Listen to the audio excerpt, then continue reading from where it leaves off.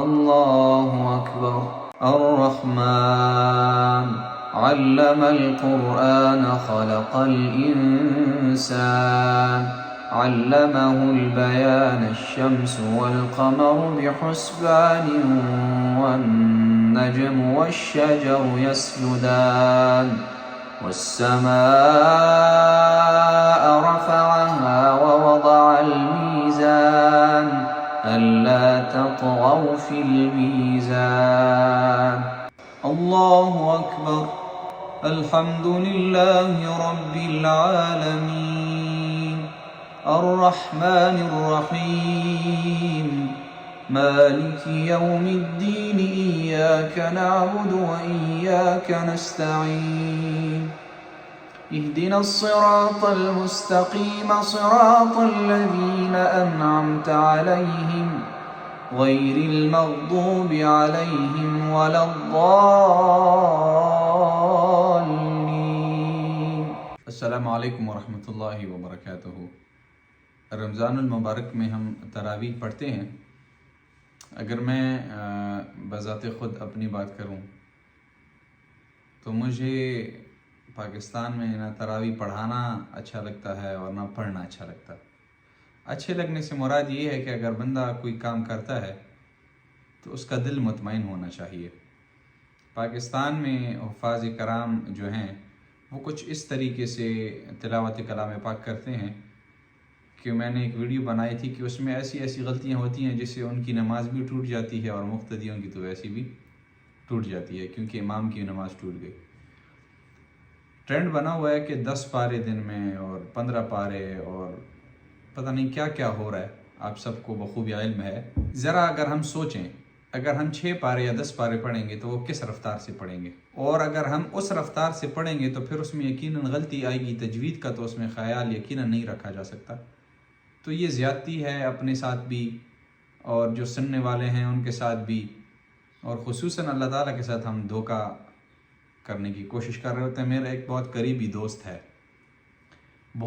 دوست ہے، اس کا کہنا تھا کہ میں کہیں تراویح پڑھانے گیا تو وہ کہتا ہے کہ تراویح پڑھانے پہ یا قرآن مجید جب بندہ پڑھتا ہے تو اس پہ ہدیہ لینا ٹھیک نہیں ہے، مناسب نہیں ہے بقول اس کے. تو میں نے سوچا کہ چونکہ میں قرآن پڑھوں گا تو لوگ مجھے ہدیہ دیں گے اور میں ہدیہ منع بھی نہیں کر سکتا. اس نے پھر اس کے لیے کیا طریقہ کار کیا، غور سے سنیے گا، عبرت ناک. میں جو یہ سنا رہا ہوں اس قصے سے آپ عبرت لیجئے گا کہ بقول اس کے المقدمۃ الجزریہ، تجوید کے جو طلباء ہوتے ہیں ان کو یہ کتاب پڑھائی جاتی ہے. بقول اس کے کہ میں المقدمۃ الجزریہ تراویح میں پڑھتا تھا، لوگوں کو کچھ سمجھ نہیں آتی تھی کہ میں قرآن پڑھ رہا ہوں کہ جزری پڑھ رہا ہوں، اور روزانہ میں پڑھتا تھا. اور اسی طرح 15 دن 16 دن ہو گئے اور میں نے کہا وہی ختم ہو گیا اور لوگوں نے مجھے ہدیے دیے، اور چونکہ میں نے قرآن نہیں پڑھا تھا تو وہ ہدیہ لینا میرے لیے جائز بن گیا. اس قسم کے یہ تو میرا آنکھوں دیکھا حال ہے، پتہ نہیں اور کیا کیا ہوتا ہوگا. تو آپ سے التجا ہے، میں التجا ہی کر سکتا ہوں کہ خدا کے لیے تجوید کا خیال رکھا کریں تراویح میں.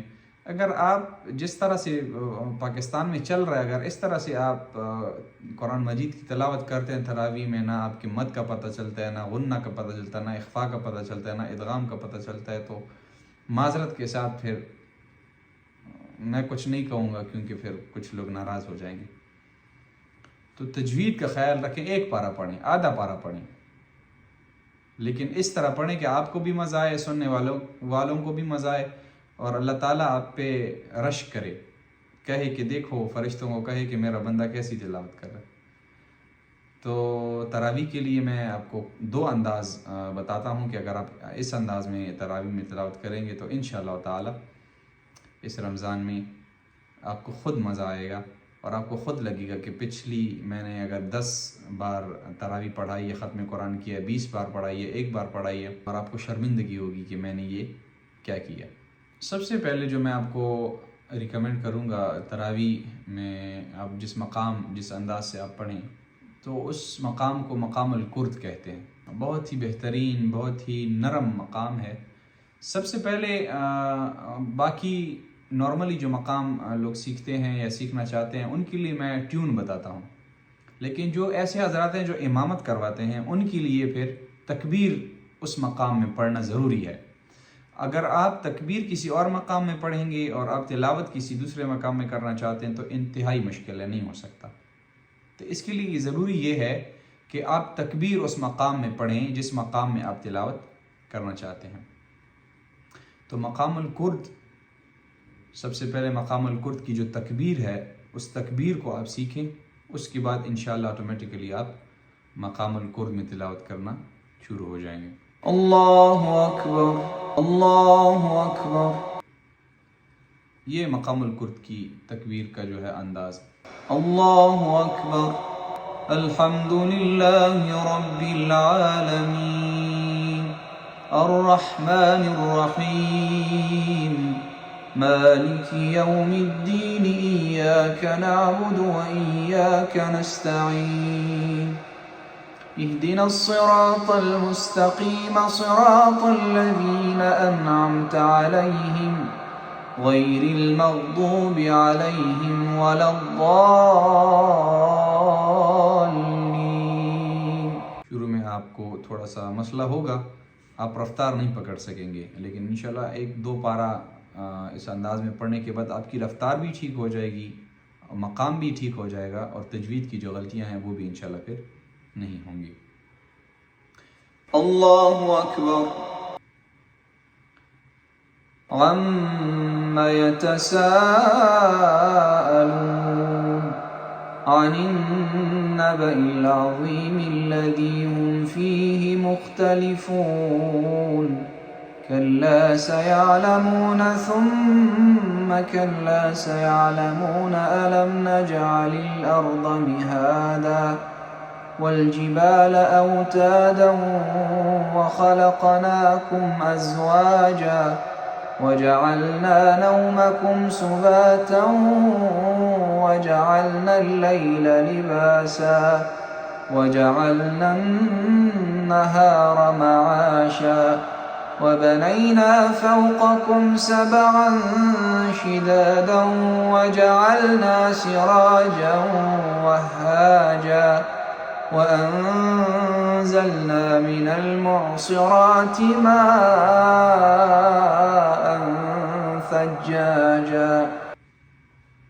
یہ مقام الکرد ہے، یہ میری ریکمنڈیشن ہے کہ آپ تراویح میں اس مقام کا استعمال کریں، زیادہ پڑھنے کی کوشش نہ کریں، اللہ کے واسطے۔ آپ یہ جو مقتدی کہتا کہ زیادہ پڑھیں تو اس کو کہیں کہ آپ کسی ایسی مسجد میں چلے جائیں جہاں پہ زیادہ پڑھے جاتے ہوں۔ غیرت کریں اس بار حفاظ کرام، اس بار آپ مقابلہ کریں عوام الناس کا، اور مسجد کی جو کمیٹیاں بنی ہیں وہ تھوڑی غیرت کر لیں، اس طرح حفاظ کرام کو وہ لے کر آئیں کہ جو کم از کم وہ غلطیاں ان کی نہ ہوں کہ جس سے نماز ٹوٹتی ہے۔ دوسری میری جو ریکمنڈیشن ہے مقام کی، وہ مقام البیات ہے۔ اچھا، یہ میں دو مقام ریکمینڈ کیوں کر رہا ہوں، میں کیوں بتا رہا ہوں کہ یہ دو مقام پڑھیں؟ اس کی بنیادی وجہ یہ ہے کہ یہ مقام آپ نچلے سر میں، نیچے پچ میں پڑھ سکتے ہیں، نچلی آواز میں پڑھ سکتے ہیں، مقام البیات اور مقام القرب۔ باقی مقامات بھی پڑھ سکتے ہیں، لیکن یہ مقام خوبصورت بھی ہیں اور نچلے سروں میں آپ اس کو پڑھ سکتے ہیں، چونکہ آپ نے تراویح میں جو ہے وہ تلاوت کرنی ہوتی ہے اور زیادہ کرنی ہوتی ہے، اونچی آواز میں کرنی ہوتی ہے، یقیناً عوام الناس کو آپ نے سنانا ہوتا ہے۔ تو اس وجہ سے آپ کو اس مقام کا انتخاب کرنا چاہیے جو مقام آپ کو تھکائے نہ، آپ کو تھکن محسوس نہ ہو۔ تو ایک تو مقام الکرد ہو گیا، دوسرا مقام البیات ہو گیا۔ مقام البیات کا میں نے آپ کو ٹیون بھی بتایا تھا،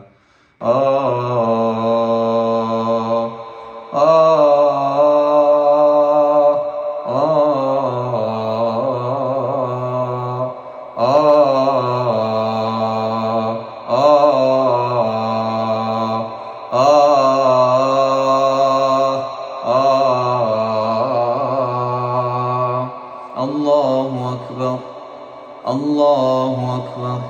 پچھلے بالکل موٹی آواز میں اور نچلی آواز میں اگر آپ پڑھیں گے تو انشاءاللہ آپ اگر پورا دن بھی تلاوت کریں گے آپ تھکیں گے نہیں۔ جس آواز میں آپ بات کرتے ہیں اسی آواز میں اس مقام کو ہم پڑھ سکتے ہیں۔ اس مقام کی خصوصیت ہے، انتہائی خوبصورت مقام ہے، دل کو بھانے والا مقام ہے۔ اللہ اکبر، اللہ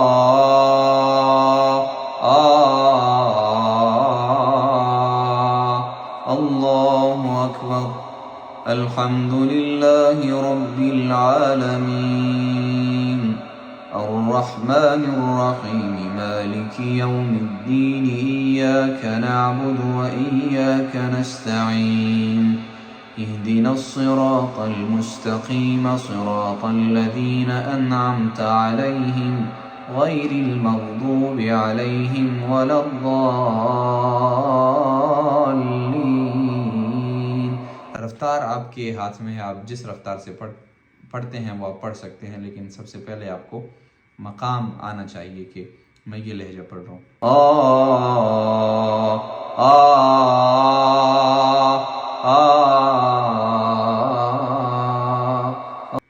میں بہت کچھ بتانا چاہ رہا ہوں لیکن ویڈیو بہت زیادہ لمبی ہو بھی گئی ہے اور بھی لمبی ہو جائے گی، تو اجازت چاہتا ہوں. السلام علیکم ورحمۃ اللہ.